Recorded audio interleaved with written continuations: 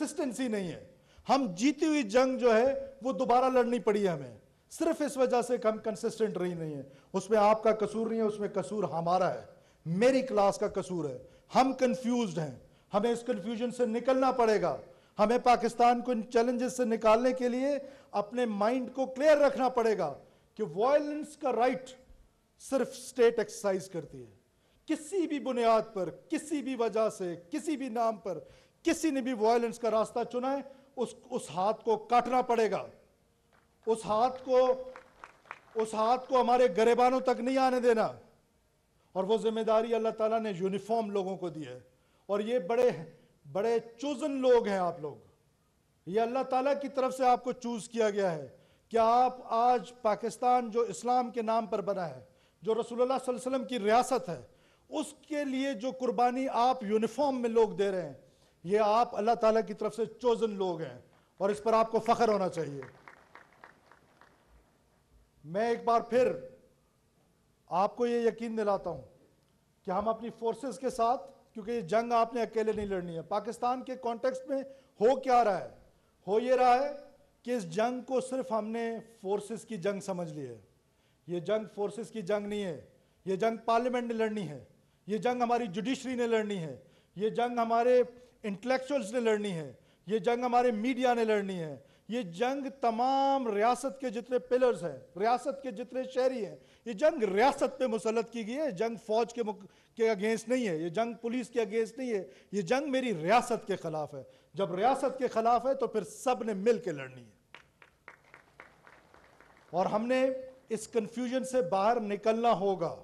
ابھی آپ دیکھیں کیا ہو رہا ہے سی ڈی ڈی بلوچستان میں, جہاں پر سی ڈی ڈی بلوچستان کا کل ایک جوان بہادر افسر وہ شہید کیا گیا خوزدار میں.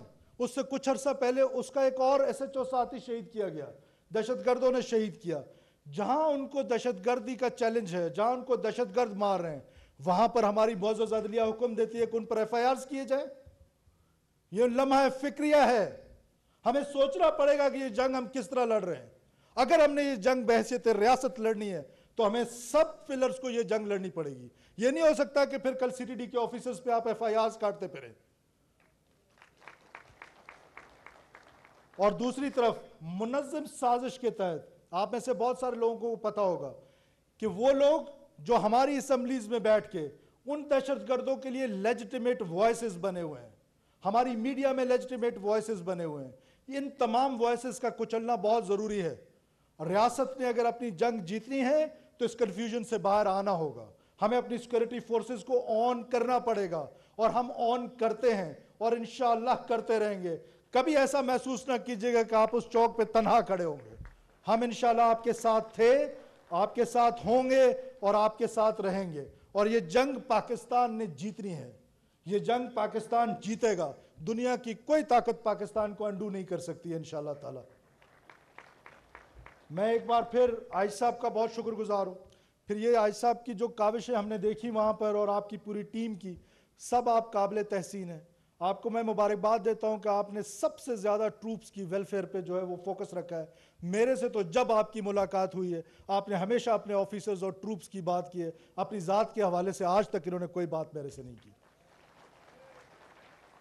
اور جس طریقے سے یہ کمیونٹی ہال بنایا گیا ہے, یہاں آپ کے بچوں کی, بچیوں کی شادیاں ہوں گی, یہاں آپ کے فنکشنز ہوں گے, آپ کو کوئی کسی اور کے پاس نہیں جانا پڑے گا, آپ کو مہنگے کرائے دینے نہیں پڑیں گے. یہ وہ ویلفیئر کے سٹیپس ہیں جن کی ضرورت ہے. اور انشاءاللہ تعالی حکومت, موجودہ حکومت 2 کے لمیٹڈ ٹائم ہے, بڑا لمیٹڈ مینڈیٹ ہے, آنے والی حکومت اس کو کنٹینیو کرے گی, کیونکہ ہم نے اپنے سیکورٹی فورسز کو, ہم نے اپنے اداروں کو مضبوط کرنا ہے. ادارے مضبوط کب ہوتے ہیں؟ جب ادارے ڈی پولیٹیسائز ہوتے ہیں, جب ادارے اپنا کام کرتے ہیں. اور انشاءاللہ تعالی وہ دن دور نہیں ہے کب ریئلائزیشن آ رہی ہے. یہ ریئلائزیشن آ رہی ہے کہ ان اداروں کو مضبوط ہونا ہے, ان اداروں کو ڈی پولیٹیسائز ہونا ہے, ان اداروں کو اپنے پیروں پہ کھڑا ہونا ہے.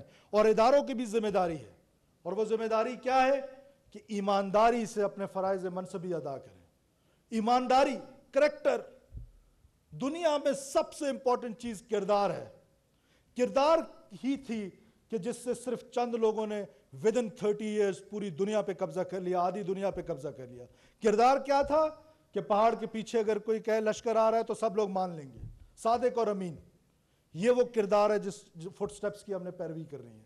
اگر ہم نے اپنا کردار مضبوط کر لیا, حضور نہ کوئی وہ جرنلسٹ چھاپے گا, نہ کوئی ادارہ سروے کرے گا, نہ کوئی اور کسی کی جرت ہوگی کہ وہ ہمارے بارے میں برا بھلا کہے گا, نہ ہم کہنے دیں گے. بنیادی طور ہے ہمارے یہ کانسٹیبلز, ہمارے یہ آفیسرز, آپ نے اپنا کردار بلند کرنا ہے. اور کردار بلند ہوگا ہی تب کہ جب آپ کی خواہشات کم ہوں گی. اور خواہشات کم کرنی ہے آپ نے, اپنے ریسورسز میں رہتے ہوئے اپنی زندگی گزارنی ہے. جس دن یہ ریسورسز سے باہر نکل کے اپنی خواہشات پیدا ہوں گی تو آپ کرپشن جیسی لعنت کا شکار ہوں گے. مجھے کہہ لینے دیجئے, میں کسی ایک ادارے کی بات نہیں کر رہا ہوں. آج مجھے لوگ کہتے ہیں کہ پاکستان کا سب سے بڑا پرابلم کیا ہے. پاکستان کا سب سے بڑا چیلنج نہ ٹیررزم ہے, نہ پاکستان کا چیلنج کچھ اور ہے. پاکستان کا چیلنج صرف ایک ہے, اور وہ ہے ہماری سوسائٹی کی کرپشن. ہم بحیثیت سوسائٹی ایوری ون آف اس, ہم کرپٹ پریکٹسز میں شامل ہو گئے ہیں. دنیا کی عظیم قوم بننا ہے تو ہم سب نے اپنے اندر ایک کردار کی تبدیلی لانی ہے, اور مضبوط کردار کرنا ہے. وہ کردار کیا ہے؟ وہ فائنانشل کردار ہے, وہ مورل کردار ہے, وہ آپ کا کنڈکٹ ہے, conduct towards your family, towards your friends, towards your state. یہ ساری ہماری جب کردار کی بلندی ہوگی تو دنیا کی کوئی طاقت ہم سے آگے نہیں نکل سکتی ہے. اور وہ دن انشاءاللہ آئے گا, بیکاز یہ ریئلائزیشن آ رہی ہے کہ ہم پیچھے کیوں رہ گئے, اور انشاءاللہ تعالی ہم پیچھے کسی سے نہیں رہیں گے.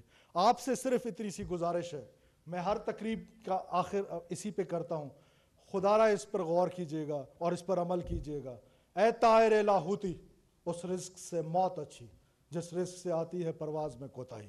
آپ سب کا بہت شکریہ.